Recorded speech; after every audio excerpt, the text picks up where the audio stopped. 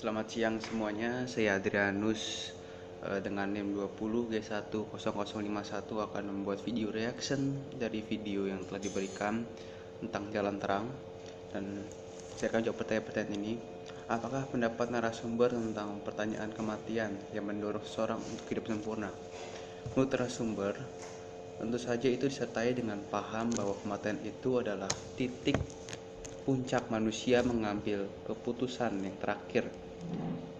Maka orang akan berusaha dalam kematian itu untuk mengambil ketulusan yang baik dan sempurna.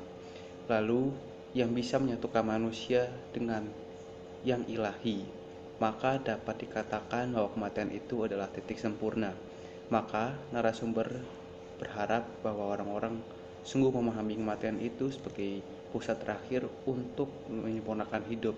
Kesempurnaan hidup kita adalah bersatu dengan ilahi, bersatu dengan energi besar dan yang terbaik itu. Lalu nomor 2, menurut narasumber apakah arti kematian yang harmonis? Saya akan jawab nomor 2 dan 3 sekaligus. Itu menurut narasumber apakah yang arti kematian harmonis dan tidak harmonis dan apa dampaknya. Menurut narasumber, kematian harmonis itu adalah kematian di mana orang itu siap meninggal secara harmonis atau jiwa dan raganya siap untuk meninggal. Sedangkan yang tidak harmonis itu adalah orang yang meninggal secara tidak harmonis atau yang belum siap untuk meninggal. Contohnya kalau misalnya orang tidak harmonis itu kecelakaan atau ada hawa nafsu di dunia ini. Nah kan kalau orang yang kematian harmonis dia bisa meninggal dengan enjoy atau siap untuk dipanggil oleh Tuhan. Dan tentang alam baka dan alam fana. Jadi kehidupan setelah kematian itu disebut juga akhirat atau alam baka. Dalam konsep tentang satuan alam atau alam itu sendiri itu bersifat fisik maupun tersedrat. Jadi biasanya kalau orang meninggal secara harmonis itu bisa dibilang masuk dalam alam baka. Menurut Romo tadi juga alam baka dan alam fana itu dibedakan menjadi dua. Alam baka itu orang harmonis dan biasanya orang yang meninggal secara tidak harmonis itu masuk alam fana. Alam fana dibagi jadi dua lagi, yaitu ada kasat mata dan tidak kasat mata, atau yang tidak dapat terlihat dan dapat terlihat. Dan alam baka itu adalah tahap, ada dua juga, ada awal tahap masuk atau api pensucian dalam Katolik, dan juga ada tahap masuk surga dengan energi yang ilahi. Saya akan memberikan kutipan kitab suci itu dari 1 Samuel 1 Samuel ayat 29 ayat 3 sampai dengan 19. Adapun Samuel sudah mati, lalu berkatalah Saul kepada pegawainya, carilah bagiku seorang perempuan yang sanggup memanggil arwah. Jawabnya, panggillah Samuel supaya muncul kepadaku perempuan itu. Menjawab Saul, aku melihat suatu yang ilahi muncul dari dalam bumi. Maka tahukah Saul bahwa itulah Samuel. Sudahlah itu berbicara kepada Samuel dan kepada Saul, mengapa engkau mengganggu aku memanggil aku muncul? Kata Saul, aku sangat mendalam keadaan terjepit. Lalu berbicaralah Samuel, mengapa engkau bertanya kepadaku, padahal Tuhan telah undur daripadamu dan telah menjadi musuhmu, dan besok engkau akan menjadi anak-anakmu sudah ada bersama dengan daku. Terus ayat lagi dari Ayub, kitab Ayub 14 ayat 10 sampai dengan ayat 12 dan juga 14a disebutkan bahwa bila manusia mati tidaklah berdayalah dan orang akan binasa di mana ia. Demikian juga manusia berbaring dan tidak akan bangkit lagi sampai langit hilang dan lenyap.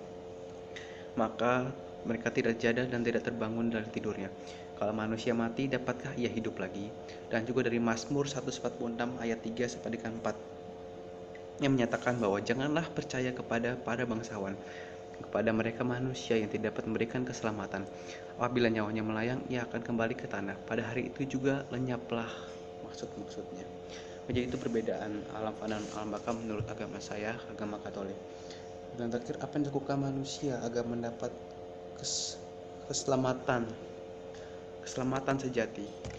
Oke, jadi dalam agama saya itu juga setiap manusia itu dalam agama saya sumber keselamatan sejati itu adalah Allah sendiri. Dan setiap manusia selalu menginginkan keselamatan dalam hidupnya, dan tidak ada seorang pun yang menginginkan hidup celaka. Berbagai usaha manusia lakukan untuk mempertahankan hidupnya. Bagi orang beriman, untuk mempertahankan hidupnya berdasarkan pada iman akan akan Allah sebagai sumber keselamatan utama dan utama. Sejak mula Allah menghendaki hidup manusia agar selamat. Keselamatan itu ditunjukkan kepada manusia tanpa melihat latar belakang dan suku atau kelompok tertentu, karena dihadapkan Allah semua manusia adalah sama. Semua manusia berharga di mata Allah.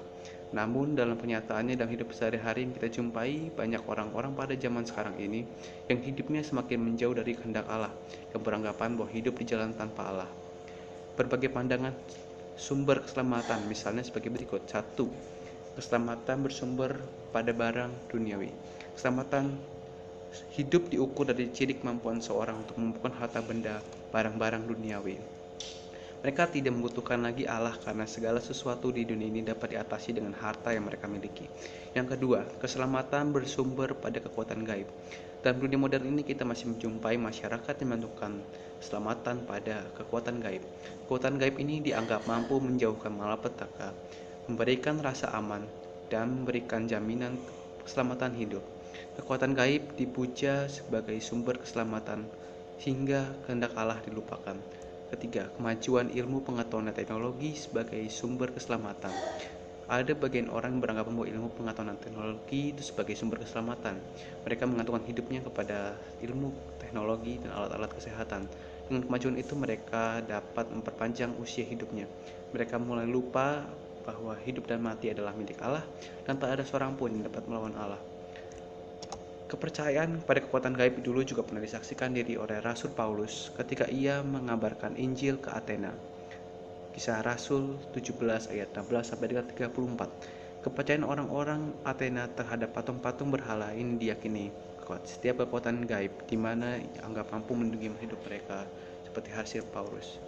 Sikap orang-orang Athena seperti itu dapat kita temukan dalam masyarakat saat ini dan menggantungkan hidupnya kepada barang-barang berhala seperti lain mendewakan barang-barang duniawi, memuja-muja harta, mantra yang dianggap memiliki kekuatan gaib, tetap menomorsatukan kemajuan ilmu pengetahuan dan teknologi dibandingkan menyerahkan hidupnya kepada Allah.